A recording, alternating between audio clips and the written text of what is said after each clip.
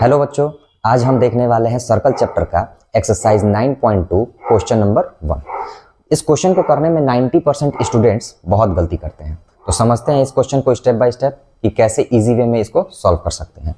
Question है हमारा, two circles of radii 5 centimetre and 3 centimetre intersected at 2 points. दो circle हैं जिनके रेडियस 5 सेंटीमीटर और 3 सेंटीमीटर है। तो ये बड़ा सर्कल जिसका रेडियस 5 सेंटीमीटर है और ये छोटा सर्कल जिसका रेडियस 3 सेंटीमीटर है। Distance between their centres is 4 centimetre. दोनों के सेंटर के जो बीच की दूरी है वो 4 सेंटीमीटर है। यानी कि यहां से यहां तक की जो लेंथ है ये 4 सेंटीमीटर है और बड़े वाले सर्कल का जो रेडियस है वो 5 सेंटीमीटर है। छोटे वाला सर्कल का जो रेडियस होगा इसका हाफ इसका रेडियस होगा, यानी कि 3 सेंटीमीटर ये होगा। अब इन पॉइंट्स को हम नाम दे देते हैं। इन पॉइंट्स का नाम है, इसको मैंने नाम दिया O, इसको नाम दिया P और ये हमारा जो कॉमन कॉर्ड है इसको नाम दे दिया हमने AB। ठीक है, फिगर को समझने के लिए थोड़ा इसको और तोड़ते हैं हम। सबसे पहले एक 4 सेंटीमीटर का एक लाइन ड्रॉ कर लेना। उसके बाद लेंथ कितनी है इसकी 4 सेंटीमीटर। इसको सेंटर मान के 5 सेंटीमीटर रेडियस लेंगे और यहां से एक सर्कल ड्रॉ करेंगे। ड्रॉ कर लिया। अब इसको सेंटर लेंगे और 3 सेंटीमीटर रेडियस का एक और सर्कल हम ड्रॉ करेंगे। एक और सर्कल ड्रॉ कर लिया। ठीक है, अब बड़े वाले सर्कल का रेडियस 5 सेंटीमीटर। जब आप कंपास और स्केल की सहायता से इसको बनाएंगे तो फिगर जो होगा कुछ इस प्रकार बनेगा कि ये जो सेंटर होगा इसके कॉमन कॉर्ड पर ही पड़ेगा, एकदम इसके कॉमन कॉर्ड पे ही आएगा। ठीक है, क्वेश्चन में क्या पूछा गया था कि find the length of the common chord. हमें इसी कॉमन कॉर्ड की लेंथ फाइंड करनी है। अब हम ये देखेंगे कि हमारे पास गिवन क्या है। तो हमारे पास गिवन है OA, यानी कि बड़े सर्कल का जो रेडियस है वो दिया हुआ है कितना 5 सेंटीमीटर। और क्या पता है हमें AP जो छोटे सर्कल का रेडियस है, तो AP is equal to 3 centimetre. और क्या पता है हमें OP, उन दोनों सर्कल्स के सेंटर्स के बीच की दूरी, यानी कि OP is equal to 4 centimetre. इतनी बातें हमें पता है। हमें क्या करना है टू फाइंड क्या फाइंड करना है हमें फाइंड करना है कि length of the common chord, the length of the common chord.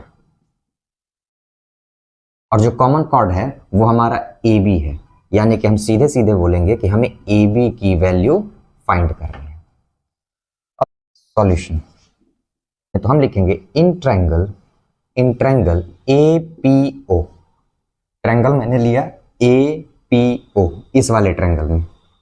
ठीक है, हमें क्या पता है, हमें ये पता है कि जो OA है इसकी वैल्यू है 5। तो अब अगर हम यहां से निकालेंगे OA स्क्वायर तो हमें मिलेगी वैल्यू 25। फिर हमें क्या पता है AP is equal to 3 centimetre. तो AP स्क्वायर कितना होगा, AP स्क्वायर होगा 9। और हमें OP पता है तो हम लेंगे OP is equal to 4 centimetre. तो यहां से अगर हम OP स्क्वायर की वैल्यू निकालें तो ये आएगा 16। तो यहां से हमें ये देखने को मिल रहा है कि जो OA है, OA का स्क्वायर वो इक्वल है AP के स्क्वायर प्लस OP के स्क्वायर के। ठीक है, ऐड करके देख लेते हैं। इन दोनों को जब आप ऐड करेंगे तो हमें वैल्यू मिलेगी 25, जो कि इक्वल है OA के स्क्वायर।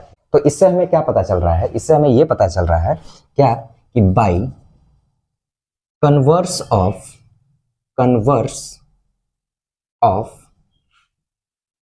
पाइथागोरस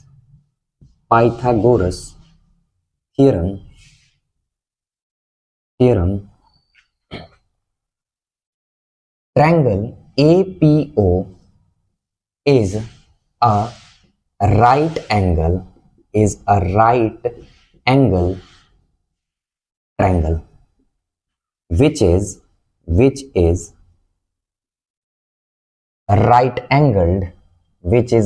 angled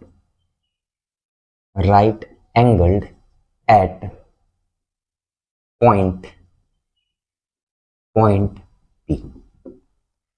मतलब जब इतनी बात हमने प्रूव कर दी तो कन्वर्स ऑफ पाइथागोरस थ्योरम ये कहता है कि यह एक क्या होगा, एक राइट एंगल ट्रायंगल होगा, और जिसमें AP हमारा हाइपोटेनस है, क्योंकि सबसे एक ट्रायंगल की, एक राइट एंगल ट्रायंगल की जो सबसे लंबी साइड होती है उसी को हम लोग हाइपोटेनस बोलते हैं, और इसके जस्ट सामने यहाँ पे ये 90 डिग्री का एंगल बनाएगा। हाइपोटेनस के सामने ही 90 डिग्री का एंगल बनता है। तो इतनी चीज हमने प्रूव कर दी। अब बढ़ते हैं इसके आगे के स्टेप में। अब हम कहेंगे now we can say that